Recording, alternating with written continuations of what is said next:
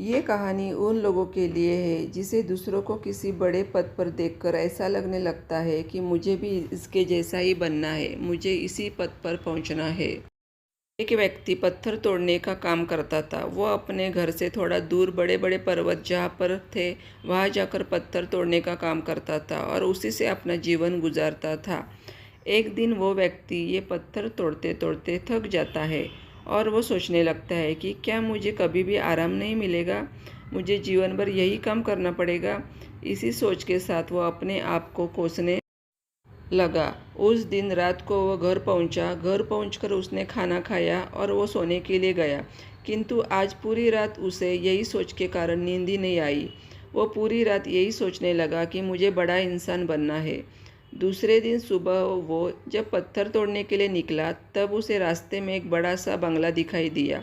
वो उस बंगले को देखकर सोचने लगा कि ये बंगला कितना बड़ा है, ये मेरे पास होना चाहिए। वो कुछ देर तक वही बंगले के पास खड़ा रहा। तभी वह बंगले के पास एक व्यक्ति आया और सभी ने मिलकर उस व्यक्ति को माला पहनाई और पुष्पों से उसका स्वागत भी किया।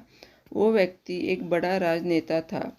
अब इस राजनेता को देखकर वो पत्थर तोड़ने वाला व्यक्ति सोचने लगा कि ये बंगला बड़ा नहीं है, किंतु बड़ा तो ये राजनेता है जिसका सभी इतना आदर कर रहे हैं। अब वो पत्थर तोड़ने वाले व्यक्ति ने सोचा कि मुझे अब एक अच्छा राजनेता बनना है। कुछ देर वहीं पर खड़े रहने के कारण अब वो राजनेता और ये पत्थर तोड़ने वाला इंसान दोनों धूप में पसीने से तरबतर हो जाते हैं। फिर ये ऊपर देखता है तो उसे आसमान में सूरज दिखाई देता है। आसमान में सूरज को देखकर ये पत्थर तोड़ने वाला व्यक्ति सोचता है कि सबसे बड़ा तो ये सूरज है जो इतना चमक चमक कर सबको रोशनी दे रहा है। सूरज में इतनी ताकत है कि वो इस बड़े से बड़े राजनेता को भी पसीने से तरबतर कर देता है। अब मुझे तो सूरज बनना है। वो सूरज देख ही रहा था कि तभी एक बादल आया और उसने सूरज को ढक दिया। पत्थर तोड़ने वाले व्यक्ति ने सोचा ये बादल ही सबसे बड़ा है, क्योंकि उसने तो पूरे सूरज को ढक दिया। वो पत्थर तोड़ने वाला व्यक्ति बादल को देख ही रहा था कि तभी हवा का एक झोंका आता है और उस हवा के झोंके ने बादल को दूर फेंक दिया। ये सब वो पत्थर तोड़ने वाला व्यक्ति देखता ही रह गया। वो मन ही मन सोच रहा था कि ये सब क्या हो रहा है। वो अब सोचने लगा कि हवा ही सबसे ताकतवर है। हवा ने तो बादल को उड़ा दिया, मुझे हवा ही बनना चाहिए। तभी इतने में वह हवा का झोंका एक पहाड़ से टकराया और हवा ने अपनी दिशा बदल दी। अब वो सोचने लगा कि सबसे अधिक बलवान ये पहाड़ ही होते हैं जो कि इतने विशाल झोंके का रास्ता बदल देता है। मुझे पहाड़ ही बनना चाहिए।